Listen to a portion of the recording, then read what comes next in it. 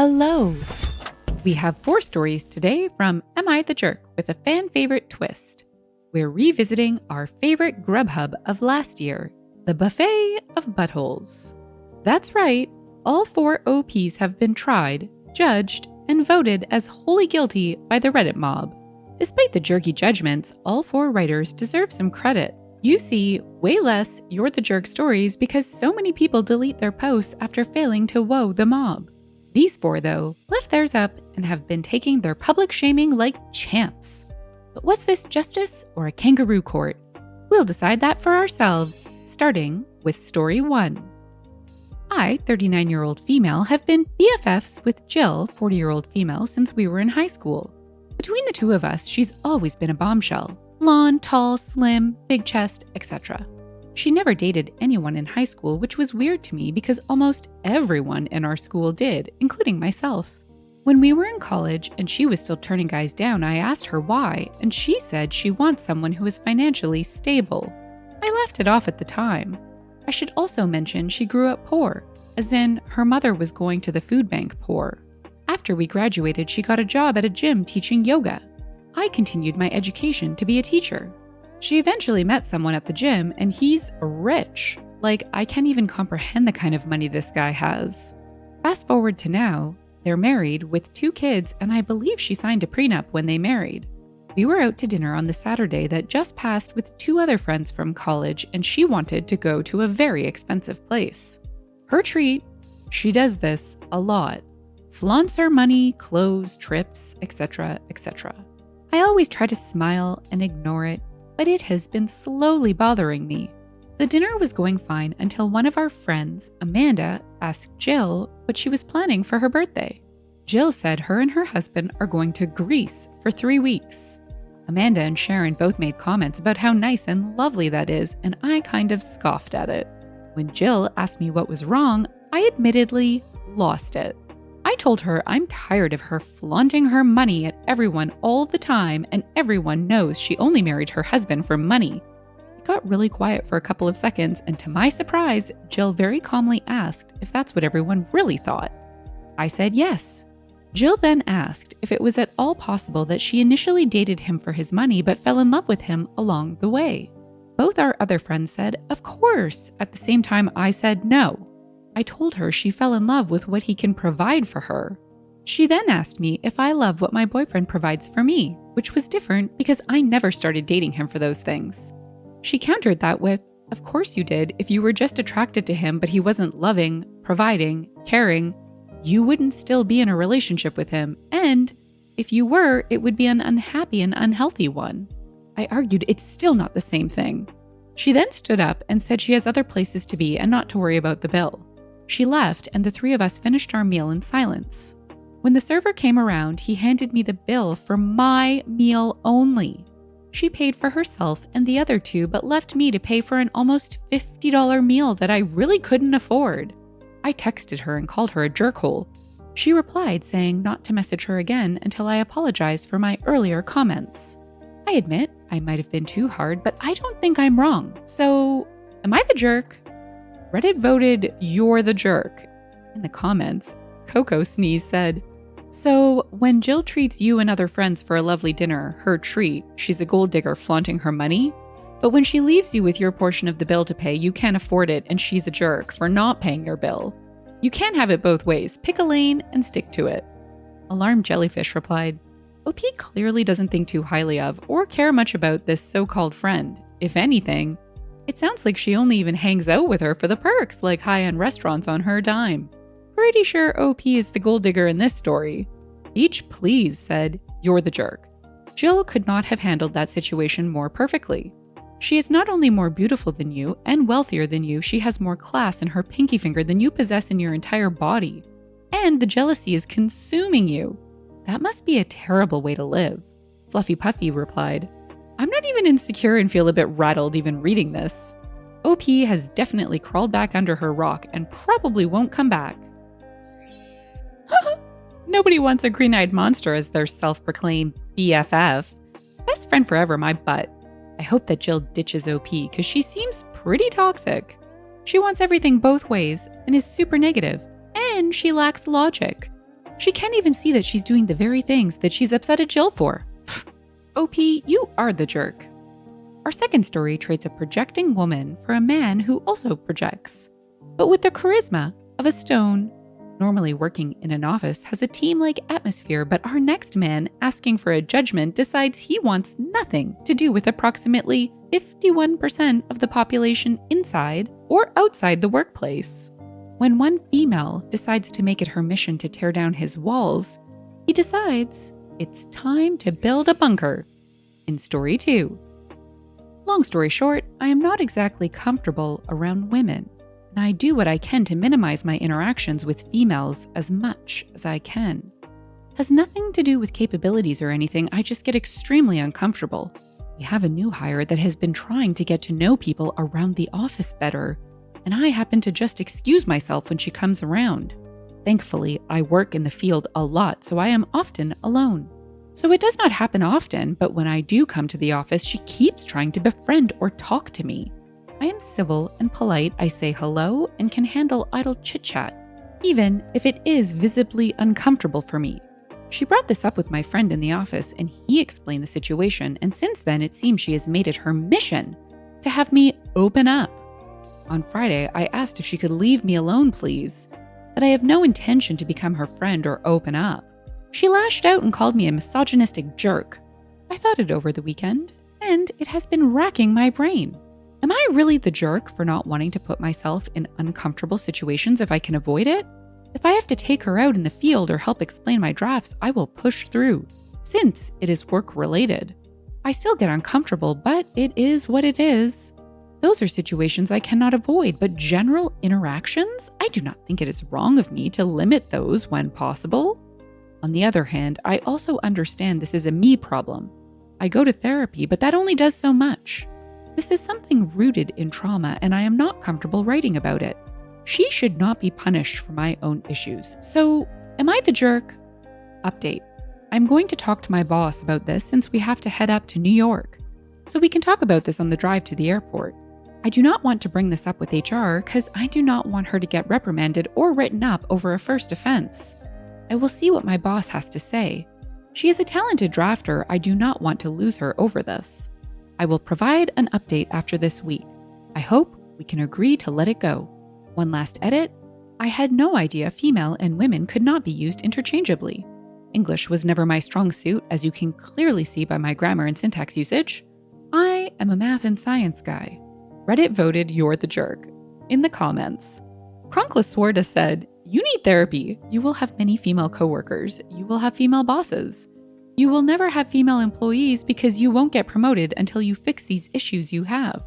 You are limiting yourself and alienating your coworkers. This will be noticed. Good luck. Alvin Al Hurt said, not the jerk. You are being polite. You are being professional. You are willing to put aside your discomfort for work purposes and basic manners. What is really rude is someone who knows you have a problem making it their mission, without any real information no less, to make you change. That has nothing to do with work and is super unprofessional on her part. Jobbytown said, you're the jerk. Women are people. Calling them females is so crude. Women are people. For fidget's sake, agree with others who recommend therapy. I don't know what's happened to you, but it's not normal. I wonder if this is also some manifestation of OCD. Not to diminish the trauma he references, I'm not sure that tolerating women because they can be competent cancels out general misogynistic thoughts, though. But maybe that's a me thing.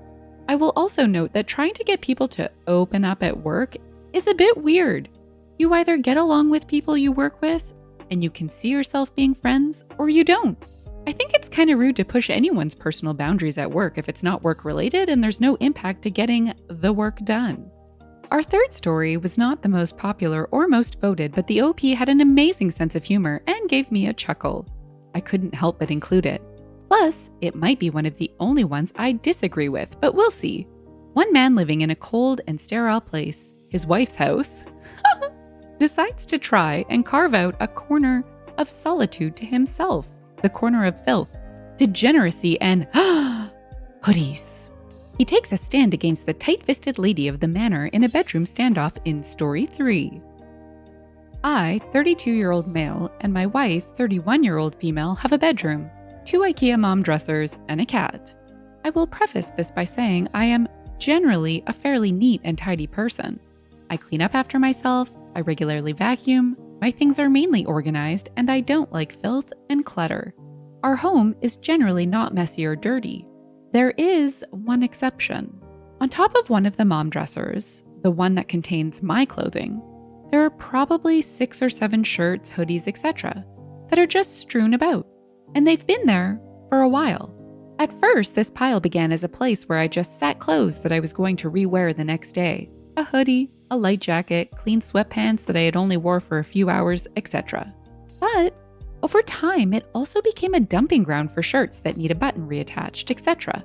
Some of these shirts have been there for months because neither of us know how to sew and neither of us are probably learning how to sew anytime soon. This has always been a slight annoyance to my wife.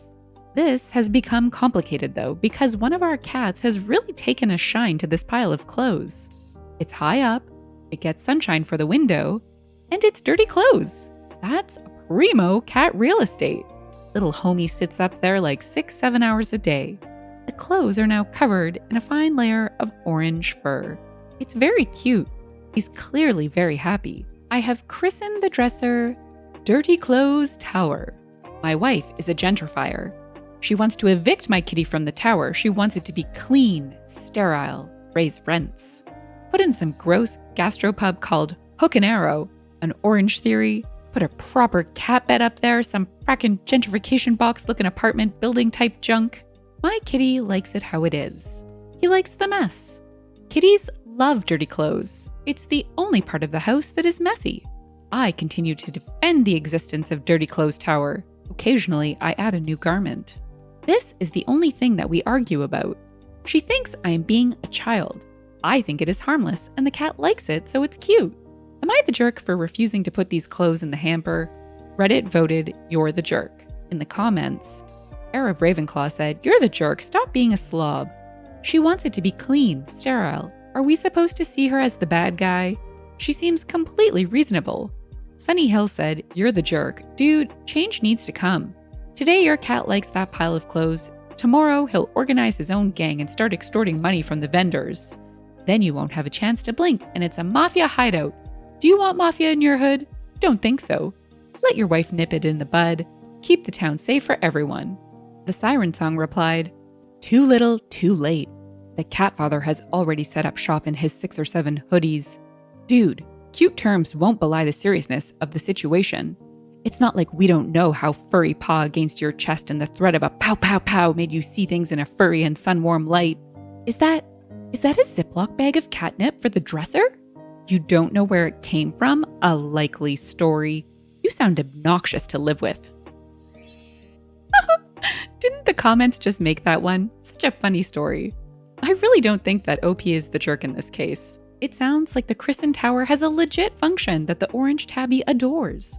And is it really that big of a deal? Could this be a case of a too good to be true pairing where they literally have to make up stuff to fight about? Methinks so. Our 4th story was short and sweet. Okay, it wasn't sweet. It's so cold and sterile, you'd think you were visiting the house from the last story. But that's what makes it so good, and it gave me not only a good old chortle, it got a snort too for the infamous snortle of approval. Plus, this poor guy got absolutely eviscerated in the comments, and that's always fun to watch. So fill up your place at the buffet and dig in for story 4.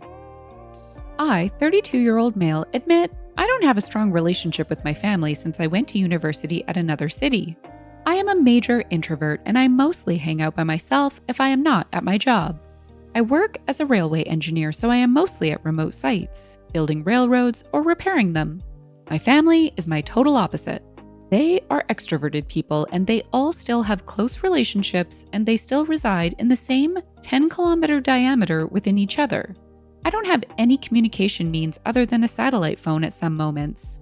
And I don't show any active effort to maintain that relationship with them. I also don't interact with my coworkers outside work time, so it is not specific to my family. I mostly work out at my home gym or read my books from my ebook at my spare time. Last time I saw my family was pre-COVID, and I maybe talk with my parents once a month to see if someone is dead. 6 months ago, I got an email from my brother. I have a brother. My brother, 34-year-old male, and 3 sisters, 40-year-old female, 44-year-old female, and 46-year-old female. I am the youngest. The email included a wedding invitation. I looked at the invite and didn't RSVP because I would be at a field project at the other side of the country. I never thought about it again, to be fair, and just made a gift order to be delivered at the day of the wedding. Wedding was this weekend, and I was at a construction site. I came back to a civilization site at Monday and saw 100 plus messages from my extended family. Turns out the wedding was this weekend and everyone expected me to attend. I called my brother, and when he started to yell at me for being absent, I said, "I didn't RSVP, so why did you wait for me to attend?" and closed the phone because I had to get back to work. Yesterday, our chief engineer called me and said he saw my name being tagged on Facebook multiple times. It turns out my family has made numerous posts about me being an absent member. Did I really mess something up? Reddit voted, "You're the jerk." In the comments, Proud Fisherman said, "There is a big difference between being an introvert and not caring at all about your family. Based on what you stated, you're the jerk." Orbital Pete said, "You're the jerk. RSVP is a request that you respond either yes or no. Respondez, s'il vous plaît. French for please respond. To give the host certainty in how many people they are dealing with. To what extent you keep in touch with your family or isolate yourself is up to you. But by failing to even recognize it was your brother's wedding weekend, to have sent a message of congratulations and yes, to have failed to RSVP is way out on the extreme end of not giving a care, rather than simply being introverted." I think OP is using the word introvert as an excuse for being a jerk, because he's the jerk. I know many introverts who are selective about what they attend.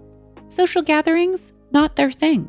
They are also respectful, caring, and kind people, and will likely make it to a wedding. Nothing going on in this story is any of those things. Being a hermit is not a license to treat people like trash by ignoring them and pretending they don't exist, and then wondering why they're upset. And family, he did it to family.